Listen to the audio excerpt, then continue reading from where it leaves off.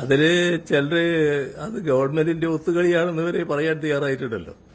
അതൊക്കെ നമ്മുടെ സമൂഹത്തില് എല്ലാവരും വിലയിരുത്തപ്പെടുന്ന കാര്യമാണ്. പോലീസ് ഫലപ്രദമായ നടപടികളാണ് ആ കാര്യത്തിൽ സ്വീകരിച്ചു വരുന്നത്.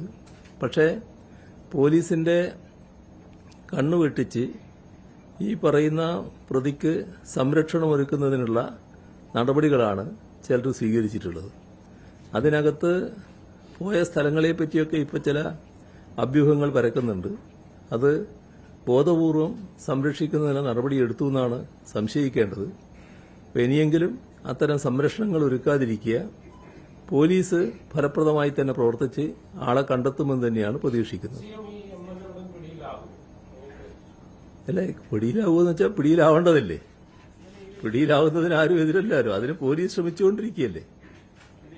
ഈ ആരോപണം വന്ന ഉടൻ തന്നെ കോൺഗ്രസ് പാർട്ടിയിൽ നിന്നും ആദ്യം സസ്പെൻഡ് ചെയ്തു, പിന്നീട് കഴിഞ്ഞ ദിവസം പുറത്താക്കിയിരിക്കും. അതോടൊപ്പം തന്നെ കോൺഗ്രസ് പറഞ്ഞ ഒരു പ്രധാനപ്പെട്ട ആരോപണം സിപിഎമ്മിന്റെ എംഎൽഎ അടക്കമുള്ള പ്രധാനപ്പെട്ട ആളുകൾക്കെതിരെ സമാനമായ ആക്ഷേപം ഉയർന്നിട്ട് സിപിഎമ്മിന്റെ ഭാഗത്തും അത്തരം ഒരു നടപടി ഉണ്ടായിട്ടില്ല. കോൺഗ്രസാണ് അതിലൊരു മാതൃകാപരമായ നിലപാടെടുത്തത് എന്ന് അവർ ആവർത്തിച്ച് പറയുന്നുണ്ട്. ഈ തെരഞ്ഞെടുപ്പ് അടുത്ത ദിവസങ്ങളിലൊക്കെ വളരെ ഒരു പ്രധാനപ്പെട്ട രാഷ്ട്രീയ നിലപാട് ആയിട്ട് മാറിയിട്ടുണ്ട്. ഇത്തരം പരാതികൾ പൊടിപിടിച്ച് കിടക്കുന്നതുകൂടിയാണ് പ്രതിപക്ഷ നേതാവ് പറയുന്നത്.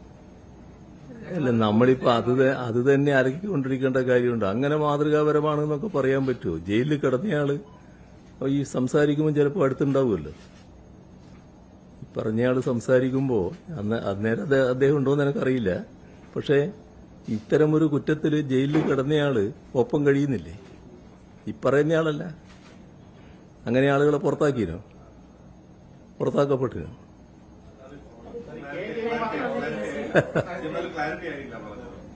ഈ എംഎൽഎമാരായിട്ടുള്ള ചിലര് ഇപ്പോ കോൺഗ്രസ് പാർട്ടിയിലുള്ളവര് അവര് ചിലര് ജയിലിലടക്കം കിടന്നിനല്ലോ. ആ ജയിലിൽ കിടന്നവരെ പാർട്ടിയിൽ നിന്ന് പുറത്താക്കിനോ അവര്?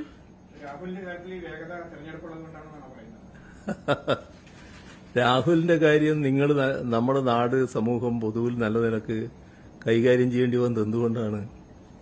ഏതെല്ലാം രീതിയിലുള്ള വിവരങ്ങളാണ് പുറത്തു വന്നത്? എത്ര ബീഭത്സമായ കാര്യങ്ങളാണ്. നമുക്ക് സാധാരണഗതിയിൽ പ്രതീക്ഷിക്കാൻ കഴിയുന്ന കാര്യങ്ങളാണോ വന്ന കാര്യങ്ങൾ? ഞാനതാകെ ഇപ്പോൾ വീണ്ടും ആവർത്തിച്ച് പറയാനൊന്നും ഉദ്ദേശിക്കുന്നില്ല.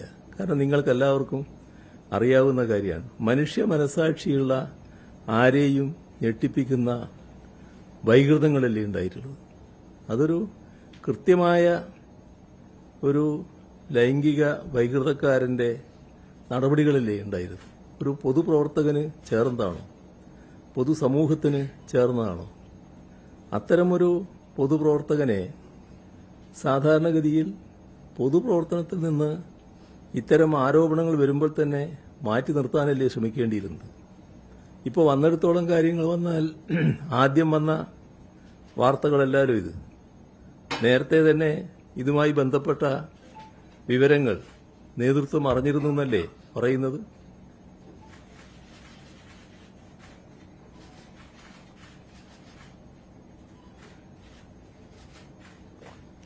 അങ്ങനെ നേതൃത്വം അറിഞ്ഞു കഴിഞ്ഞതിന് ശേഷം ഈ ഭാവിയിലെ നിക്ഷേപം എന്ന് വിശേഷിപ്പിച്ചുകൊണ്ട് അവതരിപ്പിക്കുകയായിരുന്നു വേണ്ടിയിരുന്നത്. അതൊക്കെ സ്വയമേവ പരിശോധിക്കേണ്ട കാര്യമല്ലേ? ബന്ധപ്പെട്ട നേതൃത്വങ്ങൾ പരിശോധിക്കേണ്ട കാര്യമല്ലേ? സാധാരണഗതിയിൽ ഏതെങ്കിലും ഒരു പാർട്ടിക്ക് അങ്ങനെ ചെയ്യാൻ സാധിക്കുമോ? എപ്പോഴും ഇത്തരം ആളുകളെ അകറ്റി നിർത്താനല്ലേ ഏത് പാർട്ടിയും ശ്രമിക്കേണ്ടത്?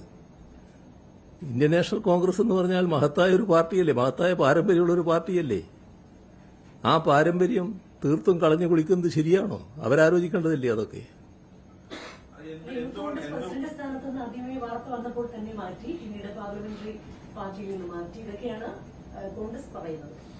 അല്ല, ഇതൊക്കെയാണല്ലോ ഞാനും പറഞ്ഞത്. അതിന് ശേഷമുള്ളതാണല്ലോ ഞാനും പറഞ്ഞത്.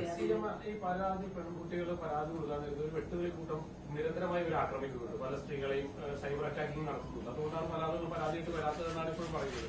അപ്പൊ ഇത്തരക്കാർക്ക് ഇതിനൊരു ശക്തമായ നടപടി ഉണ്ടാവും.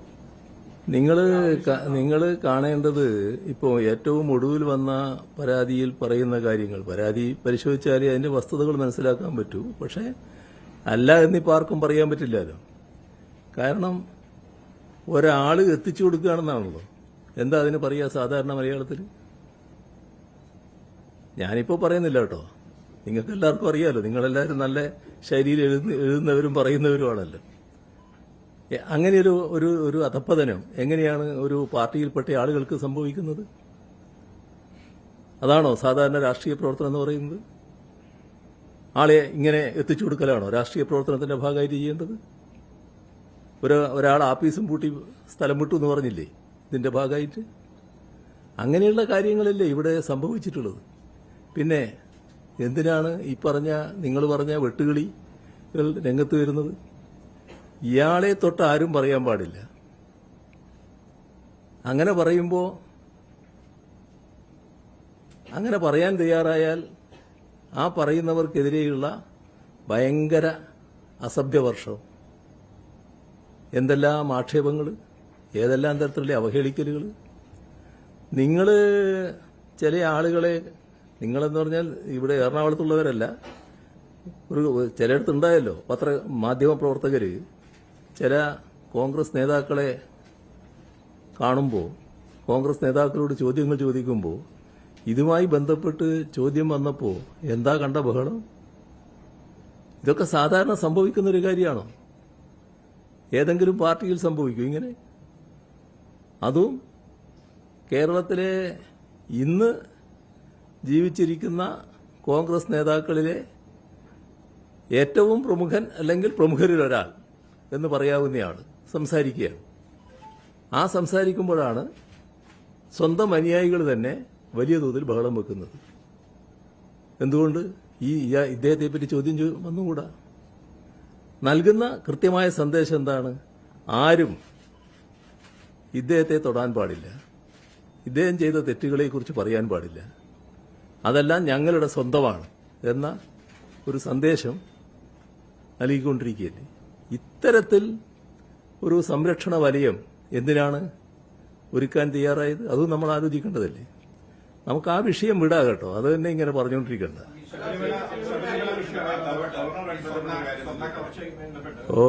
ശബരിമല വിഷയത്തില് സ്വർണ്ണക്കവർച്ചയുമായി ബന്ധപ്പെട്ട അങ്ങയുടെ പാർട്ടിയുടെ ഒരു ജില്ലാ കമ്മിറ്റി അംഗം തന്നെ ആഴ്ചകളായി ജയിലിലാണ്. പക്ഷെ എന്തുകൊണ്ടാണ് പാർട്ടി ഒരു നടപടി എടുക്കാത്തത്? ശബരിമല വിഷയം സംബന്ധിച്ച് വളരെ വിശദമായി ഞാൻ പറയുന്നത് ഔചിത്യമല്ല, അത് നിങ്ങൾക്കറിയാലോ. കാരണം മുഖ്യമന്ത്രി സ്ഥാനത്തിരുന്നു കൊണ്ട് അത് ഇന്ന് അന്വേഷണം നടന്നുകൊണ്ടിരിക്കുന്ന ഒരു കാര്യത്തെക്കുറിച്ച് പറയുന്നത് ഭംഗിയായിട്ടുള്ള കാര്യമാണ്. എന്നാൽ ഞാൻ പറയട്ടെ, പറഞ്ഞു കഴിഞ്ഞിട്ട് നിങ്ങൾ പറഞ്ഞു. അതില് കാണേണ്ട ഒരു കാര്യം, ഹൈക്കോടതിന്റെ നേതൃത്വത്തിൽ അന്വേഷണം നടക്കുകയാണ്. എല്ലാ കാര്യങ്ങളും ഹൈക്കോടതി പരിശോധിച്ചുകൊണ്ടിരിക്കുന്നുണ്ട്. ഫലപ്രദമായ അന്വേഷണമാണ് നടക്കുന്നത്. ഹൈക്കോടതിന്റെ മേൽനോട്ടവും നല്ല രീതിയിൽ നടക്കുന്നുണ്ട്. ആ വഴിക്ക് നമുക്ക് ആ അന്വേഷണത്തിൽ പൂർണ്ണ തൃപ്തി രേഖപ്പെടുത്താം. പിന്നെ CPIM-നെ സംബന്ധിച്ചിടത്തോളം CPIM ഒരു കാര്യം വ്യക്തമാക്കിയിട്ടുണ്ട്. ഈ കാര്യത്തിൽ ആര് തെറ്റ് ചെയ്താലും ആ തെറ്റ് ചെയ്തവരെ സംരക്ഷിക്കുന്ന ഒരു നടപടിയും പാർട്ടിയുടെ ഭാഗത്ത് ഉണ്ടാകില്ല എന്നത് CPIM വ്യക്തമാക്കിയുള്ള കാര്യവുമാണ്.